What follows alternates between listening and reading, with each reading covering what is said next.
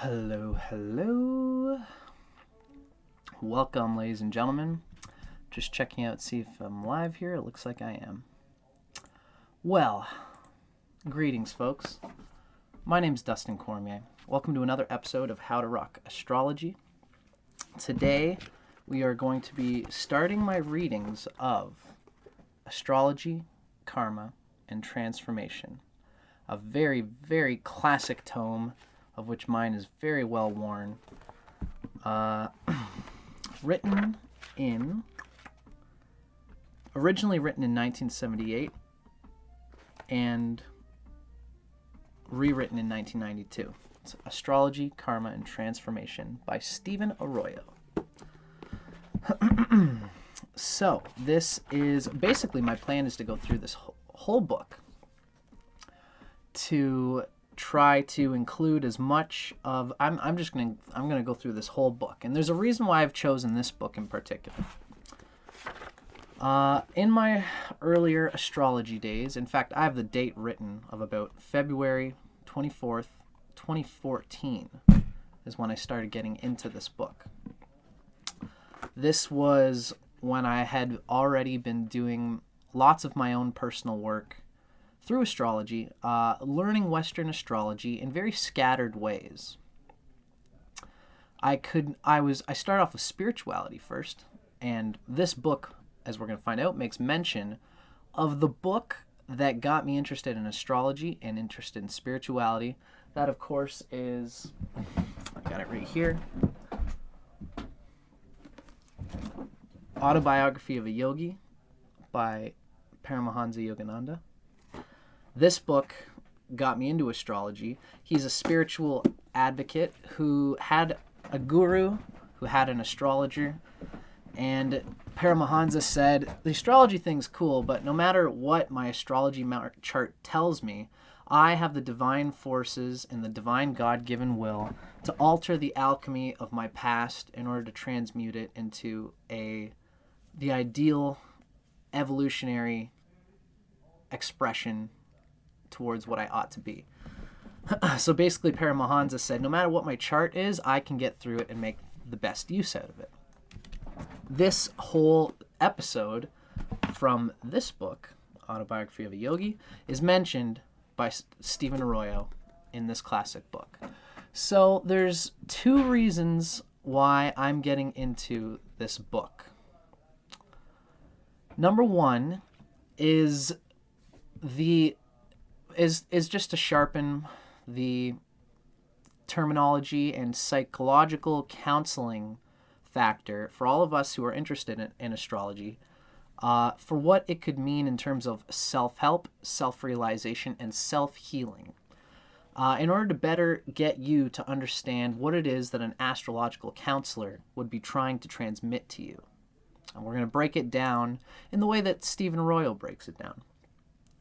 Number two is simply for us as astrologers, regardless of the counseling factor, for us as astrologers to gain a grasp of what Stephen Arroyo presents as a very well-plotted, well-expressed, and earnestly described materialist-esque description of where astrology and astronomy and this miracle of astrology fits into the cosmology of Western idealism, of Western medicine, of Western psychology. And what's interesting is that I will tell you right now, as soon as you start reading it, I mean, the fact that he mentions so concisely Paramahansa Yogananda really goes to show that, and mentioning karma also implies spirituality and reincarnation and metaphysics. Stephen Arroyo is decidedly spiritual. He fits spirituality in the materialist framework as much as he fits material reality into the spiritual framework. I used to have his chart in here, but I've lost where I had his chart. And it might be even educational for us to just take a quick spin at this. But essentially, my idea here is that Stephen Arroyo, his method of describing the way he terms spirituality, the way he talks about it, is essentially, he grounds it in the psychological materium of a well-rationalized material reality. And it's through counseling. The language of counseling is where he fits spirituality. And this is why I really want to expand on this book. This is one of the first books that got me into astrology. And it's one of the reasons why I knew that astrology had things to teach me spiritually in a way that I could practically understand through my behaviors here on Earth. This is a little picture of Stephen Arroyo's chart given basically by Astro Theme. And I've looked before, and I believe that this is a pretty reliable profile. He's an Aries rising with the moon in Aquarius, humanitarian, psychological, Saturn-ruled, detached, objective, rational reason, Aquarius moon. Of course, this rational reason is prompted by the trine of Uranus in Gemini, as well as Mercury in Libra. It's a fascinating trine going on in the air signs in Stephen Arroyo's chart, not to mention that Pluto and Saturn are together in Leo in the 5th house, which is a very interesting thing for an Aries. The Saturn and Pluto are opposite the moon, and Saturn is the very sign that the moon is in. So there's an incredible duality happening in Stephen Arroyo's consciousness between humanitarian societal infrastructure grounded for the practical purposes of Earth, but also a hidden yearning to be absorbed and sublimated in the inner crucible of pure awareness and subjective fulfillment and even power and willfulness and self-projection available within the dimensions of the mind and of the spirit, Leo, right? The fact that the Sun and Neptune are conjunct in Libra says a lot about his position as a relationship counselor. There's lots of great stuff in this book related to relationship counseling that I think we're eventually going to get to. And one last thing is that he's born in the year of the fire dog, which would be 1946, October 6th, 1946. So that was just give you a bit of context on this good man who is so driven by his own desire to express healing for the world through astrology. He really grounds the astrology thing. This is just one little picture of what he looks like here. That's our boy. Cute dude, wonderful guy, and his book is rich, as we're about to find out. So that was my little introduction on Stephen Arroyo's thing. Let's get into the book now. I'm just doing a quick little check arounds here. As usual, this is a live presentation, so if you're watching live, feel free to ask any questions, make any comments, and I'll try to speak to your comments and questions as fits the nature of our discussion today.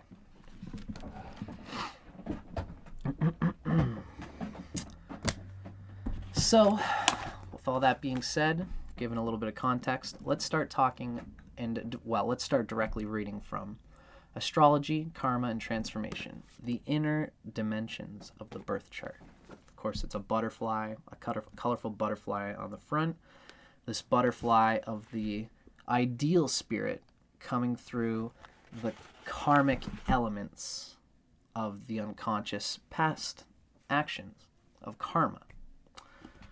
The butterfly is this intuited sense of the a sum of all the parts of the psyche, which is greater than its parts.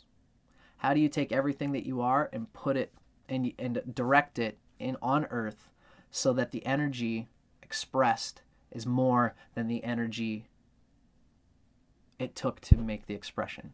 It took the energy output is greater than the energy input. How do we do that? This is what we're talking about. How do we get that butterfly out of the raw elements of the psyche? So, we're going to start with the introduction. Stephen Arroyo writes his own introduction to try and give a sense of what his book is all about. And I have quotations on each of the quotations in this reading. I'm going to give us a little quotation. The first quotation in Stephen Arroyo's book is from Lao Tzu. Without stirring abroad, one can know the whole world. Without looking out the window, one can know the ways of heaven. The further one goes, the less one knows. Lao Tzu, Chinese sage. The farther one travels, the less one knows. It's an old Beatles song that's got a wonderful... It's George Harrison, who's into spirituality. He makes a whole beautiful song out of that particular verse from Lao Tzu's Tao Te Ching. So, this is the introduction to Astrology, Karma, and Transformation. Stephen Arroyo says, ever since I began to study astrology, an interest which began during a period of great personal changes, and which followed a deep immersion in the writings of Carl Gustav Jung, I have known that there is more to astrology than most astrological textbooks ever mention. In other words, I've always been intuitively aware of the fact that, behind the symbols and the archaic language of traditional astrology, there lies a vast realm of potential wisdom, deeper understanding of the very laws of life, and insights that can lead a devoted student to a more refined comprehension of the spiritual dimensions of experience. Hence, as I began to devour one astrological book after another, I immediately found myself searching for the deeper meaning of the symbols, the inner significance of this cosmic language, which seemed to me to hold such great potential for spiritual growth and heightened awareness. It's interesting to me that the true meaning in any language comes from the meaning of the individual. In fact, I can just look at you and say, what? Well, water is the language, but you would probably figure out that I meant like a water bottle. And that whole language might mean something to someone else. I think most astrologers today have assimilated a compendium of language and symbol in their minds, but has not made an art out of the nature of true discussion and embodiment and engagement with what the symbols mean and why they're laid out how they are. So Stephen Arroyo says, as I continued my studies, it became increasingly clear to me that astrology works with levels of consciousness and dimensions of experience that are far beyond the understanding of the earth-conditioned logical mind. It became apparent that only the higher intuitive mind, what one might call the eye of the soul, could truly understand astrology in all its deeper ramifications and significance. And, year by year, I found that one could indeed sharpen the intuition through meditation, constant practice, and openness to the point where one can immediately sense the essential reality which authors try to explain verbally in so many books. This is the essence of the Vedic experience of astrology, by the way. In the Vedic tradition, they don't insist that the ancients observed astrology and then made behavioral analysis from their observings. The Vedantic tradition suggests that the ancient seers would simply quiet their minds to the point where they had the compendium of the natural patterns intrinsic to all organism consciousness and awareness open up like a library, like a, what's that word, like an Akashic record hidden naturally in their own awareness. So Stephen Arroyo is saying that these textbook definitions that we find in cookbook astrology books come from a root that he wanted to find. He didn't want to just read the outside and then get it from the outside. He wanted to know the deeper roots of the meanings of the symbols. Stephen Arroyo continues, in my early studies, although I approached astrology with very little of the skepticism that many people in Western culture have to overcome when they get into astrology, I was quickly and deeply disappointed in the quality of thought, discrimination, objectivity, and spiritual awareness exemplified in the writings of most ancient and modern astrologers. This disillusionment extended not only to the works that focused mainly on events, prediction, and superficial character analysis, but also to those esoteric astrology texts which, although occasionally accurate for some people, are usually rather ridiculous in their generalizations and preaching, thus bypassing any discussion of the essential meaning of the various astrological factors. Stephen notes in a footnote at the bottom, he says, my quest for concise ways of understanding the essential meanings of all astrological factors has continued through the years, and eventually resulted in what he hoped would be an especially handy guidebook. And what he's referring to is, I don't have the darn book on me. Maybe I should display it just because.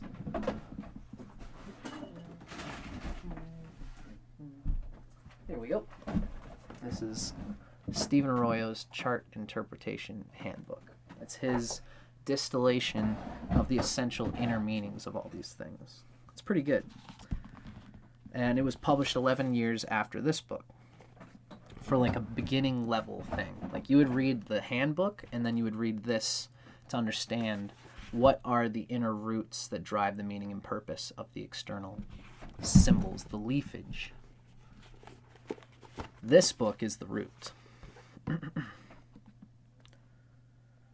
So, hence, Stephen Arroyo feels fortunate that he was soon led to the works of Dane Rudyard into in-depth studies in the fields of yoga, healing, Eastern religions, and the discourses and writings of many spiritual teachers, in addition to Jung's incomparable scientific investigations, which Arroyo continued to study for many years. You can definitely see the yoga dimension in Arroyo's writing. Self-realization, self-employment of the unconscious forces towards their harmony. All of these pursuits, coupled with my own increasingly clear perceptions into energy fields, plus a long-term study of hundreds of highly instructive dreams, and an intuitive synthesis of these many dimensions of life around a central spiritual ideal, eventually led me to a method of understanding and applying astrology with which I now feel comfortable. And all of this religious, theological, the rigmarole of trying many different cultural approaches to religious significance and the meaning of life. This was necessary for him to fasten some kind of cosmology or ideology through which he can relate to the very deep symbols of the outer planets and beyond, Uranus, Neptune, Pluto, the spirituality and transcendentalism inherent in astrology. Religious precept helped him to get a mythos, an archetypal grasp on these essentially inherent symbols, which are not necessarily religious per se, but some, dealing in ancient religion and psychology and philosophy and Eastern mysticism helped him develop on what these symbols meant, the esoteric and occult symbols.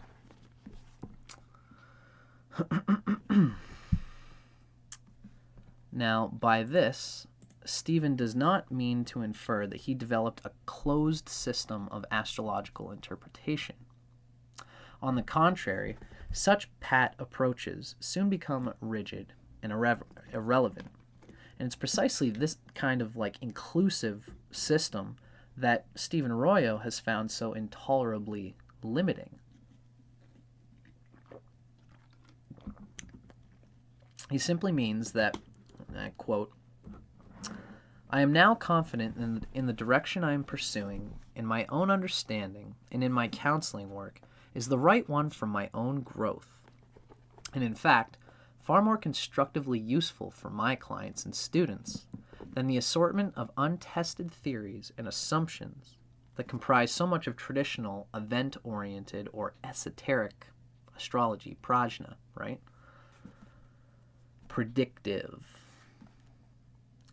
The falsehoods and unfounded generalizations encountered in so many astrological books are profoundly destructive if applied to individual situations without refinement or a sensitive adjustment to the person's level of consciousness."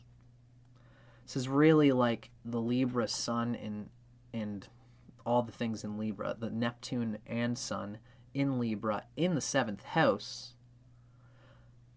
relating with the very self-centered experience of his Aries rising. Self-centered meaning subjective. He understands his own reality and how important it is because he's Aries rising, but he takes this importance of one's own perception and experience, an adventurous, real embodiment and experience of Aries, of my reality, and he relates that empathy through the sun and everything else in Libra in the 7th house.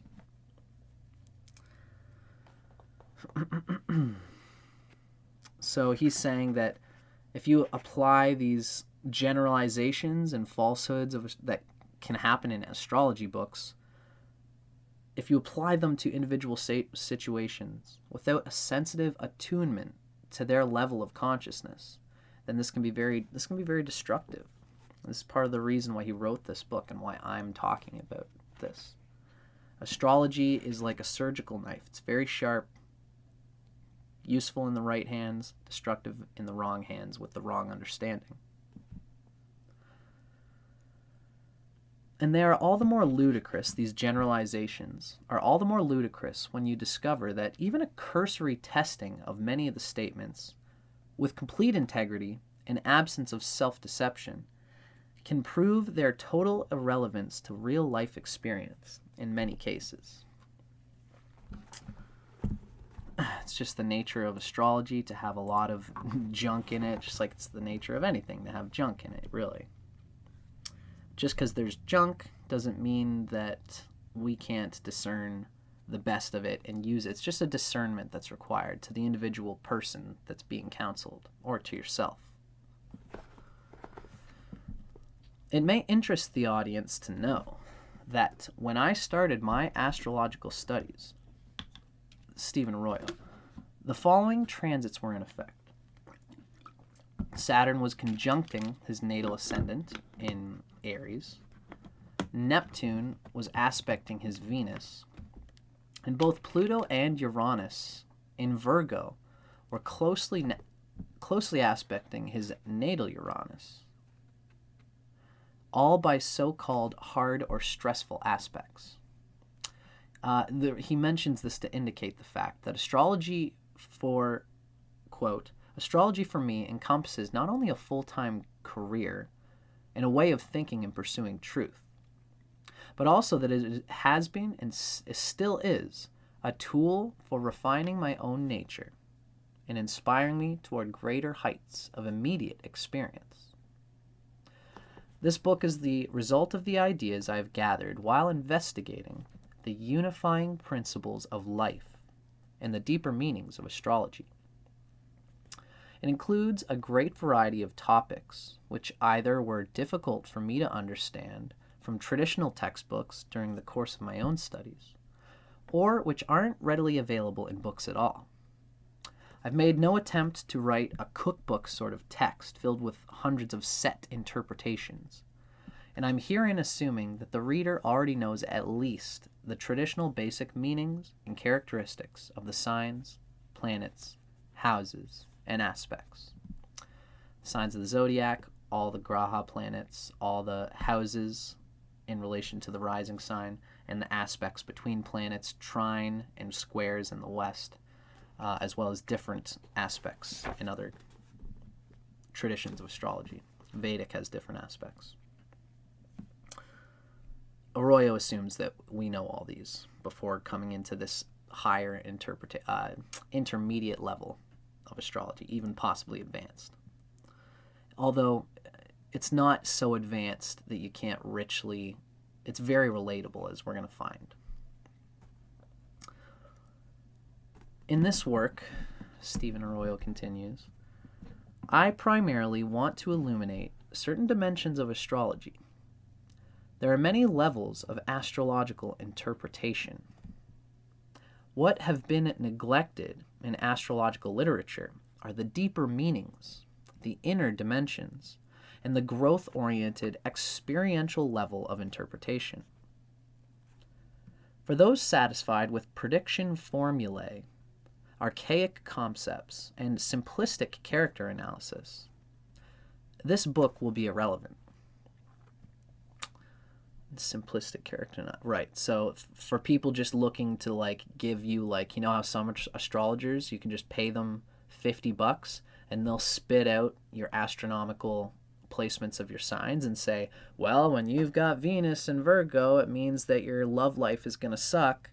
When your Mars is in Cancer, it means you're going to be a weak, emotional piece of crap with no ability to use your motor functions. You'll read this cookbook thing, you'll pay $50, and you might just think that that's all astrology is, without thinking about how these concepts integrally aspect each other and change the meaning of the individual pieces.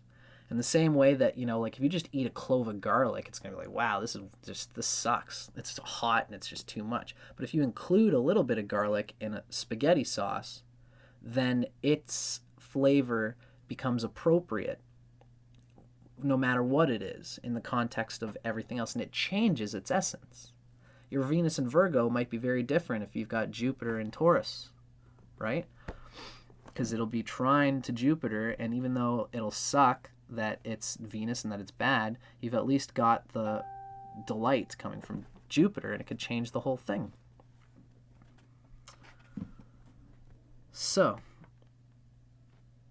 those who will find this book useful and informative, those will find it useful and informative if you still ask such questions as, why does astrology work? Why was a certain person born with certain aspects in the natal chart, right? So this is the real guts of this book. What does it mean? Why was this person born with these aspects in the natal chart?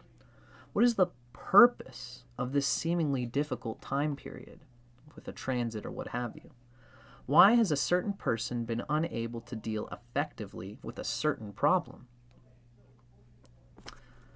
This book is primarily based on personal and clinical experience, Stephen Arroyo's, and I've tried to make it as practical as possible. However, due to the subtlety and immense scope of some of the topics discussed, it's also highly speculative in some places, and he's unapologetic about this, as we can see. Well, he's honest about it. For I do not claim to have all the answers to ultimate questions, and I certainly make no claim to have attained the heightened spiritual awareness required for definite knowledge of higher dimensions of life. This book is decidedly not a set of rules whereby one can interpret the charts in a mechanical way, but rather it is a guide to be used in unison with one's own intuition and personal experience. Specific rules may guide us in the first stages of our astrological studies, but they eventually must be left by the wayside as the oneness and love that transcends all our carefully devised rules and laws become more and more a living reality that illuminates each individual moment and each encounter with another human being's mystery. A great danger in any kind of occult study is that the student may become lost in the endless peripheral manifestations of the one, rather than seeing everything as simply a reflection or aspect of the central unifying reality. Classic metaphysical stuff. This quotation by Lao Tzu at the beginning of this introduction beautifully expresses the essential value and truth to simplicity, a realization that must become immediately apparent to any astrological practitioner if he or she is ever to begin to synthesize the multitude of factors in any astrological chart into a coherent, meaningful whole. That's a lot, right? It's the value and truth of simplicity is what grounds and takes a multitude of factors and it synthesizes them into a meaningful whole. The oneness that appears at high levels of consciousness becomes the many when it is reflected into the lower levels of being. The further one gets from the central reality, the fully integrated reality, the more diverse and contradictory life appears. However, as one becomes attuned to that center, to that higher oneness, one perceives with increasing clarity that the birth chart is a whole, unified, living symbol. That the person is not merely a composite of many diverse and equally pointless factors, but is a living unit of divine potential.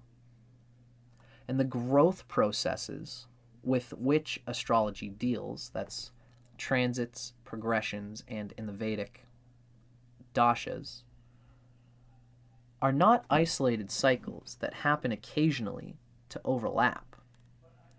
Rather, they are all aspects of a unified developing consciousness operating simultaneously at many different levels and in many different dimensions.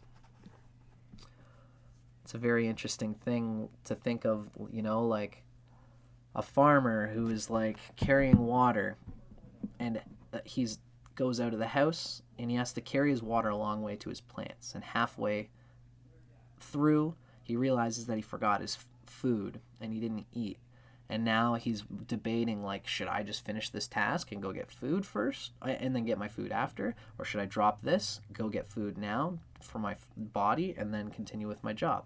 So two diverse paths for the consciousness, and they both seem equally useful, meaningful, or whatever, but they're this divide that can look like frustration. But ultimately, once you start unifying all the parts of your consciousness, you see the one which would be most meaningful specifically to you, because someone else might go and get the food first, someone else might go and do the job first.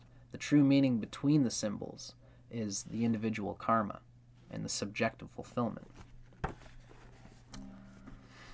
on top of practical realities.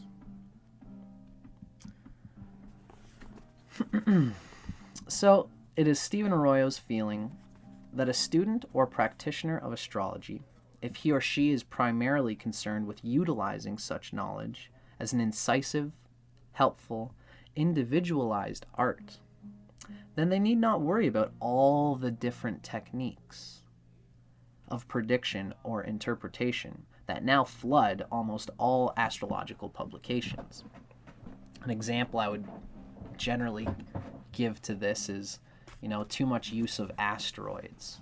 Some are cool and some might be useful to you, and if you're exploring that, you could unlock some things that are interesting to us, but in my opinion, when you look at those charts where there's 100 different points and aspect to each other, I think personally that the original planets get it all out. But I digress. I guess I shouldn't generalize in that way.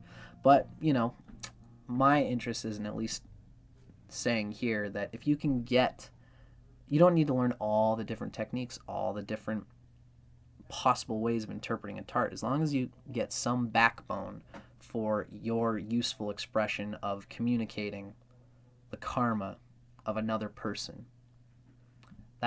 Astrology helps us to achieve that.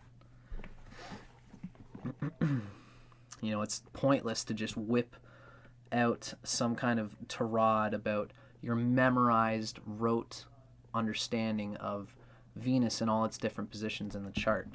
You're just mumbling at that point.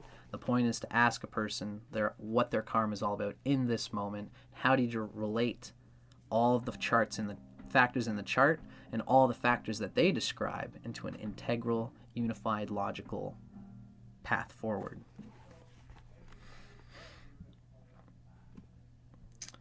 Now, as Stephen Arroyo often tells his students when they ask him, where do I begin when I do someone's chart? Stephen Arroyo says, if you understand one factor in the chart thoroughly, it will lead you to the center from which all emanates. In other words, just begin talking about something you do understand. Relate to the person's personal experience and understanding, and then let it flow by itself. As Albert Einstein remarked, if you penetrate to the core of anything, you will eventually encounter the deepest reality and truth. This simplicity that Stephen has been pointing out is not just an unreachable ideal. He says that it is not something which sounds nice, but which is in practice inapplicable and irrelevant. It is a quality that grows from an individual's awareness of oneness and from an awareness of the infinite potentiality of one's inner life. The mind can be the slayer of the real, as the Oriental sage put it, in which case it is the enemy of clarity and light. Indeed, one's mind can become so absorbed in the intricate details of a particular chart that one loses sight of the client's wholeness and personal values, the deepest ramparts of a client's personal values. In that case, then the mind of the astrologer, with all their little figures and anecdotes, the mind is the enemy of truth and serves only to gloss over the current problem with a mass of confusing details. This probably happens to many beginner astrologers on the path to integrating what all the figures mean. The client may feel better for a time, since the mind has been distracted into thinking all sorts of new things. But how long will this relief last before the person is again confronted with the need to face the current situation and to deal with it in a concentrated, singularly focused, logical, in-depth manner? Might be fun to come to your astrologer and you've got this deep life problem, and then you come and you just ask, I don't know what the problem is, and the astrologer just starts telling you about your Mars being in the 4th house, and this relates to your home, and that you might get angry at things at home, and you think, wow, that's just so amazing, you could get lost in learning about yourself and all the details, and Your astrologer's not complaining because you're still paying them, aren't you?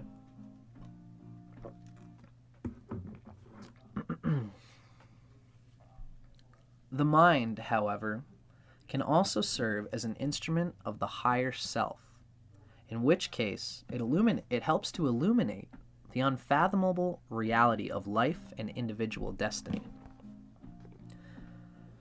The quality of any astrological dialogue depends more than anything upon the purity of mind, the depth of concentration, and the specific life ideals of the counselor, which means that anyone seeking astral consultation should vibe with their astrologer. In the same way that any good astrologer, if you really want to be the best at your practice, you might actually have to wade through people, especially get a look at their Jupiter to see if their philosophy jives with yours. Just, a glance just to see what could be going on there, because it's useless to try and absorb and meld with a person enough to talk through your life values about how you can relate with their current situation and how to best grip their own sense of life values. Because if you can't talk mutually at that level, it's going to be hard to... You'll kind of be presenting your pearls before swine, as it were, as an astrologer, because they won't be able to really pick up your capacity as an astrologer. It goes both ways. Same thing for you as an audience or a person seeking astrological counseling. Then you could very well give your pearls to someone who is also swine and can't appreciate it for the true depth of what you are. So the quality of any astrological dialogue depends more than anything upon the purity of mind, the depth of concentration, and the specific life ideals of the counselor. And those who try to dismiss the importance of the astrologer's philosophical or spiritual values, claiming that such an orientation is mystical, unscientific, or irrelevant to a knowledge of sound astrological, psychological, economical fundamentals, seems to me, Stephen Arroyo, to have very little understanding of the impact of their work and the responsibility they assume in counseling others. The astrological counselor is a sacred art. In Vedanta, they are very serious about, you've got to understand the critical conceptual roots of the transcendental aspect of awareness evolving through different organism and psychological sets. You got to understand the deep roots of what this all means in a huge, not only a social, but a personal concept of evolution. And if an astrologer doesn't do this, then they're masquerading as someone who does. This is part of the reason why astrology is so ill received by other sciences in the world. It's because so many people can just say these symbols and guide others' lives by this psychobabble. And the true astrologers who are really interested in integrating the symbols towards one person's individual, useful, earnest purpose, those true astrologers are getting sucked under tow by this lack of true conception. I digress. The apparent chaos in some astrological circles nowadays, and the confusion that at times becomes overwhelming in the minds of new students of astrology, these can only be clarified by our recognition of the supremacy of the philosophical and spiritual attitudes underlying our work. This is Stephen Arroyo's official position, and in a lot of ways, it's my position too. I am not a financial astrologer. I'm not going to be able to tell you what stock you should put a quarter of your RRSVP fund into at this time of year related to you. I don't know that much about economics, although maybe some astrologers can be useful in that regard. I just hope that they tell you that that's their bit. I think anybody who is into it should have some kind of sense of what spirituality is, even if they're atheistic, just to know that they've dived into it and said, yeah, okay, that's not the right framework for me, but I can understand it in the mythos through the reality of what it means. If someone can give me that spiel, then I can deal with it as long as they've checked it out. An astrologer who doesn't even know any mythos classics or any psychological roots, any Eastern yoga roots, I'm going to be skeptical about. As Dr. Kenneth Negus wrote in an excellent article, once my computer stops sucking. Oh, you always do this. Damn you. Sort of struck the flow there, folks. So this is, as Dr. Kenneth Negus wrote in an excellent article, astrology at its best does not concern itself merely with the material and energy that are the primary concerns of the sciences. Only a higher philosophical approach can properly deal with the supreme formative forces that our world and its environs, that make our world and its environs into a cosmos. This is one of the highest astrological truths, and a non-scientific one. We need to recognize a hierarchy of knowledge within astrology itself. This means that the philosophical and humanistic levels of astrological knowledge must not only be essential ingredients in astrological studies, but must indeed be granted a transcendent superiority. So, what Stephen Arroyo says is, in attempting to point the reader in the direction of this wholeness and simplicity, I do not feel that it is my place to do much preaching about what is true and what is not. The very nature of this book does, however, necessitate that I use my own understanding and values to suggest possible meanings or to discriminate between various factors. I'm just going to check for comments here for a moment. Good. In this volume, I have primarily tried to reveal the overall simplicity of astrology by speaking quite often of what I call the themes in a chart, the deep vertices. This approach to astrology has been expounded by many astrologers. Dr. Zipporah Dobbins repeatedly speaks of the 12 letters of the astrological alphabet to which all chart factors can be reduced. Richard Eidman speaks of the various dialogues between these essential factors, thus combining planets, signs, and houses into a coherent whole. I've often used the term interchange to describe any of the possible interactions between these essential 12 astrological principles. This is kind of a numerological take on trying to integrate the various parts into a simplistic whole, into simplistic elements interchanging. I feel that any student of astrology could benefit from this approach, a way of seeing the chart factors which, if taken to their logical conclusion, completely transcend the level of interpretation that classifies everything good/bad, or favorable/unfavorable.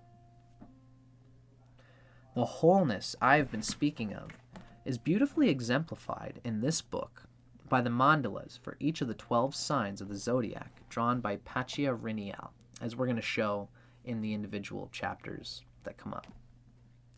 A mandala is a perfect symbol of a unity in concentrated form. And of course, many astrologers speak of approaching the birth chart as the person's individual mandala. Ancient zodiacal mandalas exist from Arab, Hebrew, Indian, Babylonian, Greek, Roman, Tibetan, Sumerian, and European Christian cultures. And these modern mandalas, I feel, incorporate both ancient symbolism and modern intensity in a way that graphically reveals the deeper dimensions of astrological symbols. The time has come to modernize astrology, both in theory and in practical interpretation. And Pacchiarinial's art is a reflection of this trend toward relevant modernization. He's speaking to these mandalas in particular, trying to show, like this is the one for Aries that we're going to read in part 1 of Karma. Right? Yeah. Just the themes of the whole intricate, like the surreal, abstract, archetypal root in the unconscious is expressed visually in these mandalas. And this is a metaphor for this simplifying, this pruning of unnecessary aspects of astrology, which Stephen Arroyo is attempting to do through this book. Finally, it must be stated that a book like this, dealing with such questions as karma, reincarnation, and self-transformation, is necessarily based on assumptions that underlie both common sense and most types of astrological interpretation. This is so because once one sees reincarnation and karma as facts of life, and once one dedicates oneself to self-transformation based upon a spiritual ideal, all of the traditional labels, meanings, and interpretations of event-oriented astrology are just totally turned inside out. Once one takes this more comprehensive approach, based on the acceptance of a higher reality than what our physical senses perceive, it becomes apparent that most important solutions come not from the outer world, but from within. Instead of focusing on how much ease or comfort we experience in a certain situation or time period, one penetrates into the lessons and growth potential inherent in all difficult experiences, and takes the easy experiences in stride without losing balance or becoming ego-inflated, or just wasting energy. This is an incredible, this is a wonderful thing that he's saying here. I'm going to say it again. It's relating to how most astrologers, most people ask, when's my hard periods? When's my easy periods? Just so I know, just so I know, you know? Just so I can, like, what do I do to get through those hard periods, you know? It's like, should I just, like, take up smoking during my Saturn transiting moon, you know, my sati? Should I just start, like, being an alcoholic through the years just to get through it? And then as soon as the moon passes, as soon as Saturn passes my moon, I'm going to drop the alcoholism and I'm going to get back into my life, right? Wrong. This is what Stephen Arroyo is saying here. Instead of focusing on how much ease or comfort we experience in a certain situation or time period, or transit, or a dasha, one penetrates into the lessons and growth potential inherent in all difficult experiences, the transcendental meaning of a hard transit. In the easy experiences, we can take in stride without losing balance. With such an approach, the convenience and comfort of life in the material plane is not the factor of major importance. Rather, it is the inner state of being and the process of self-development that holds priority. It's beautiful and philosophical. For example, if one is born with Venus in square aspect to the moon, Neptune, Uranus, or Saturn, with Venus in square to any of these planets, it's not particularly important that one has some degree of trouble with love affairs or relationships. It's not necessarily saying that I've got Venus square to Saturn, so I suck at love and I suck at life, and I'm probably not going to be able to fulfill myself. But I have to deal with that karma. It's not what this is about. The important thing is to know what that experience signifies in the larger scope of our conscious growth. What is missing in your life that this unpruned leaf has now appeared, which you have to deal with? what can this teach us? And what is the purpose of such a square, of any difficulty in life?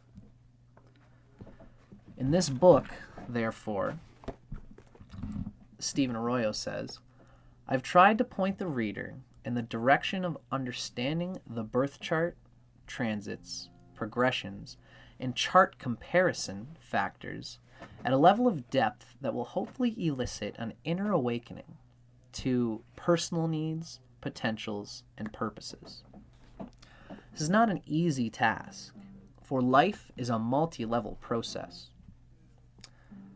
Although one can know with some confidence that a particular transit, for example, will manifest on the surface in a certain way that most people will recognize and respond to, there's often simultaneously a deeper meaning to that time period, a life development or change in awareness that may have very long-term ramifications. It is the astrologer's duty and most difficult challenge to elucidate that meaning for the client and to help refocus the client's attention on the essential process that is occurring rather than merely on the superficial changes.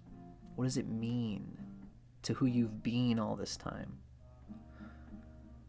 It is the astrologer's duty and most difficult challenge to elucidate that meaning for the client and to help refocus the client's attention on the essential process that is occurring rather than merely on the superficial changes. I know I just said that, but I like to double things up sometimes. As Carl Jung has pointed out many times in his writings, that with which you are not consciously in touch happens to you as fate. It seems to happen to you, and because of that, you then don't take any responsibility for it, or you don't recognize your part in bringing it into manifestation. The more one is consciously in touch with one's inner life, the more astrology offers, not sensational surprises or a way of manipulating fate, but rather a means of clarifying the stages of self-development, which we should welcome and use as opportunities for our personal, conscious transformation.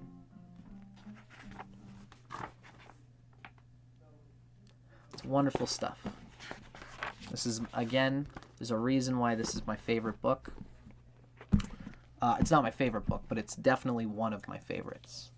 I think there's lots of stuff on YouTube talking about beginner level cookbook predictions for what this planet in this sign means, what this planet in this house means. Those are all good. Those are all groovy. What I'm trying to do by reading this book is give us a vague sense of how we can bring out the richness of the sum of all these different parts so that the sum is greater. The whole, the sum, the integrated understanding of all the parts. Our integration makes all the elements become a sum which is greater than those parts. This is what I'm trying to do generally in my show, on my channel, and this book is going to be our first grounding to getting towards that. So I hope you guys enjoyed this. For Vedic people and Westerners, I think that we will all be able to get a kick out of what this book offers. I've been doing a lot of work on transcribing the Vedic philosophy to Westerners. Now I'm trying to take the best of Western clinical psychology and introduce it to the Vedic world as well. So this is where I'm coming from with this, folks. And I hope you enjoyed that. Now, if you're watching, stay tuned because today we're going to continue and we're going to come into part 1 of Stephen Arroyo's book, and that's called Karma. And then we're also going to do another chapter today, and that'll be all, at least for today's Tuesday daily reading. So stay tuned, ladies and gentlemen. I'm going to come right back on in